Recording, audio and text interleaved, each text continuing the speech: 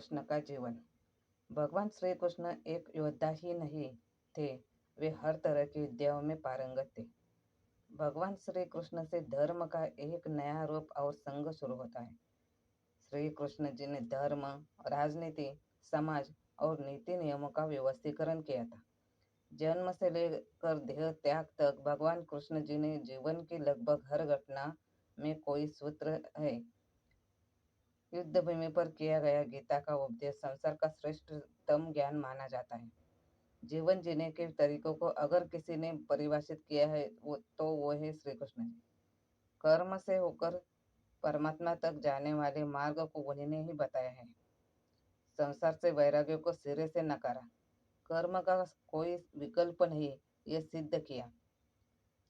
वैसे तो कृष्ण का संपूर्ण जीवन ही एक प्रबंधन की किताब है, जिसे सैकड़ों हजारों बार कहा सुना जा है चुका है।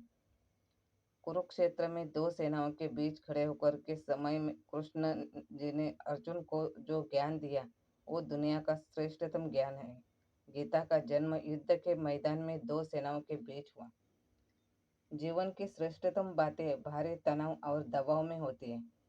अगर आप दिमाग को शांत और मन को स्थिर रखने की कोशिश करें तो सबसे बुरी परिस्थितियों में भी आप अपने लिए कुछ बहुत बेहतरीन निकाल पाएंगे।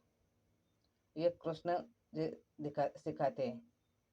गीता पढ़ने से पहले अगर इसी बात को समझ लिया जाए तो गीता पढ़ना सफल हुआ। श्री कृष्ण जी का जीवन ऐसे ही बातों से भरा पड़ा है। जरूरत है नजरे की। उनका जीवन आपके लिए मैथोलॉजी का एक हिस्सा भी हो सकता है और आपका जीवन बदल कर रख देने वाला एक ज्ञान भी। आवश्यकता हमारी है, हम उनके जीवन से लेना क्या चाहते हैं। श्री कृष्ण मात्र कथाओं में पढ़ा या सुना जाने वाला पात्र नहीं है, वो चरित्र और व्यवहार में उतारे जाने वाला देवता है। उनमें से पहले से शुरू से अंत तक जीवन में संघर्ष ही रहा है उनके जीवन। कारागृह में जन्म श्री कृष्ण पैदा होते ही रात में यमुना पार कर गोकुल ले जाया गया। तीसरे दिन पुतना राक्षसी मारने को आ गई। यहाँ से शुरू हुआ संघर्ष देह त्याग से पहले द्वारका डुबोने तक रहा। श्री कृष्ण जी का जीवन कहता है, आप कोई भी हो, संसार में आए हो तो संघर्ष हमेशा रहेगा। मानव जीवन में आकर परमात्मा भी सांसारिक चुनौतियों से बच नहीं सके। श्री कृष्ण जी ने न कभी किसी बात की शिकायत नहीं की, हर परिस्थिति को जिए और जीते। कृष्ण कहते हैं, परिस्थितियों से भागो मत, उसके सामने डटकर खड़े हो जाओ, क्योंकि कर्म करना ही मानव जीवन का पहला कर्तव्य है। हम कर्मों से ही परेशानियों से जीत सकते हैं। दूसरा प्रश्न है श्री कृष्ण के शरीर का गुण। कहते हैं कि भगवान श्री कृष्ण की देह कोमल अर्थात लड़के के समान मृदु थी, लेकिन युद्ध के समय उनकी देह विस्तृत और कठोर हो जाते थे। जनश्रुति के आधार अनुसार ऐसा माना जाता है कि ऐसा इसलिए हो जाता था क्योंकि वे योग और कलारीपट्टू विद्या में पारंगत थे। इसका मतलब यह है कि श्री कृष्ण अपने देह को किसी भी प्रकार का बनाना चाहते थे, इसलिए सूर्य के समान दिखने वाला उनका कोमल शरीर युद्ध के समय अत्यंत ही कठोर दिखने लगता था। तीसरा है मार्शल आर्ट के जन्मदाता थे श्री कृष्ण। भारतीय परंपरा और जनश्रुति अनुसार भगवान श्री कृष्ण जी ने ही मार्शल आर्ट का आविष्कार किया था। दरअसल पहले इसे कलारीपयट्टू कहा जाता था। इस विद्या के माध्यम से ही उन्होंने चाणूर और मुष्टिक जैसे मल्लों का वध किया था। तब उनकी उम्र 16 वर्ष की थी। मथुरा में दुष्ट रजक के सिर को हथेली के प्रहार से काट दिया था। जनश्रुति के अनुसार श्री कृष्ण ने मार्शल आर्ट का विकास ब्रज क्षेत्र के वनों में किया था। दांडिया रास उसी का एक नृत्य रूप है। कलारीपयट्टू विद्या के प्रथम आचार्य श्री कृष्ण को ही माना जाता है। हालांकि इसके बाद इस विद्या को अगस्त्य मुनि ने प्रचारित किया था। इस विद्या के कारण ही नारायणी सेना भारत की सबसे भयंकर प्रहारक सेना बन गई थी। श्री कृष्ण जी ने ही कलारीपट्टू की नींव रखी, जो आज भी यह विद्या केरल और कर्नाटक में प्रचलित है। चौथा रहस्य परशुराम जी ने दिया था सुदर्शन चक्र। श्री कृष्ण के पास यूं तो कई प्रकार के दिव्यास्त्र थे, लेकिन सुदर्शन चक्र मिलने के बाद सभी और उनकी साख बढ़ गई थी। शिवाजी सावंत के किताब युगांधर अनुसार श्री कृष्ण को भगवान परशुराम ने सुदर्शन चक्र प्रदान किया था, तो दूसरी ओर वे पाशुपतास्त्र चलाना भी जानते थे। पाशुपतास्त्र शिवजी के बाद श्री कृष्ण और अर्जुन के पास ही था। पांचवा सूत्र है, कृष्ण ने अपनी शिक्षा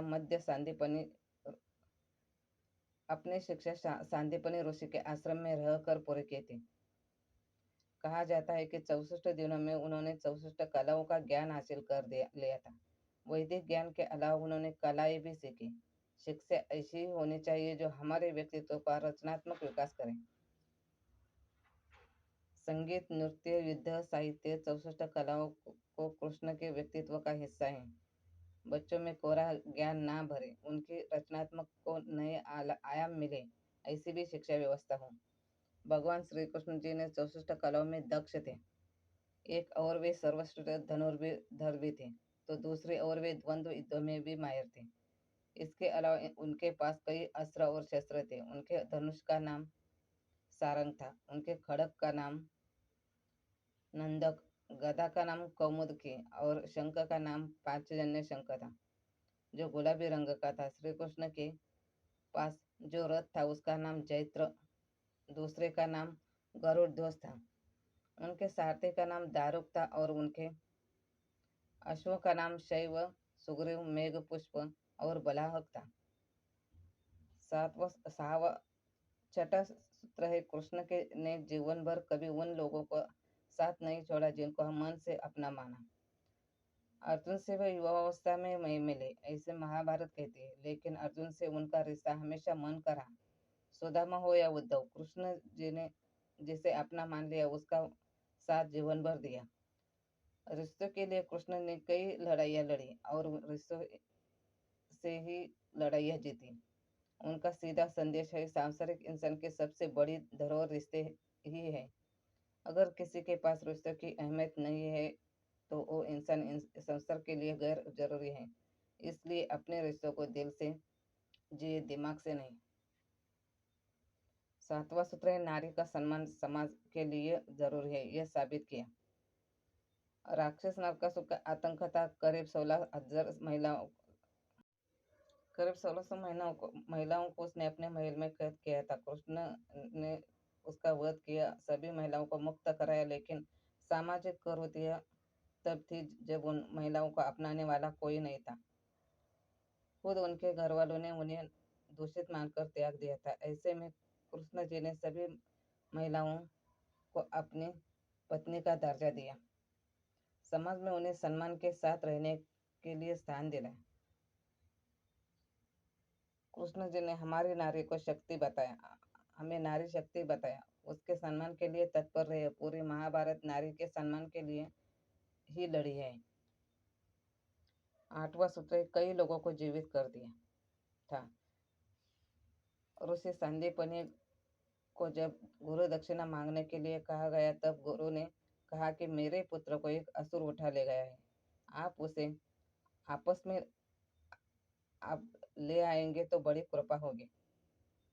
श्री कृष्ण जी ने गुरु के पुत्रों को कई जगह ढूंढा और अंत में वे समुद्र के किनारे चले गए, जहाँ से उन्हें पता चला कि असुर उसे समुद्र में ले गया है, तो श्री कृष्ण वहीं पहुंच गए। बाद में पता चला कि उसे तो यमराज ले गए हैं। तब श्री कृष्ण जी ने यमराज से गुरु के पुत्रों को हासिल कर लिया और गुरु दक्षिणा पूर्ण की। अभिमन्यु का विवाह महाराज विराट के पुत्र उत्तरा से हुआ था। महाभारत युद्ध में अभिमन्यु वीर गति को प्राप्त हुए। जब महाभारत का युद्ध चल रहा था तब उत्तरा गर्भवती थी, उसके पेट में अभिमन्यु का पुत्र पल रहा था। अश्वत्थामा ने यह संकल्प लेकर ब्रह्मास्त्र छोड़ा ताकि पांडवों का वंश नष्ट हो जाए। अश्वत्थामा के ब्रह्मास्त्र प्रहार से उत्तरा से मृत शिशु का जन्म दिया था, किंतु भगवान श्री कृष्ण जी ने अभिमन्यु उत्तरा पुत्र को ब्रह्मास्त्र के प्रयोग के बाद भी जीवित कर दिया। यही बालक आगे चलकर राजा परीक्षित नाम से प्रसिद्ध हुआ। ऐसे कई उदाहरण हैं जबकि भगवान कृष्ण ने लोगों को फिर से जीवित कर दिया। भीमपुत्र घटोत्कच के पुत्र भीमपुत्र घटोत्कच के पुत्र बर्बरी की गर्दन कटी होने के बावजूद श्री कृष्ण ने उन्हें महाभारत युद्ध की समाप्ति तक जीवित रखा।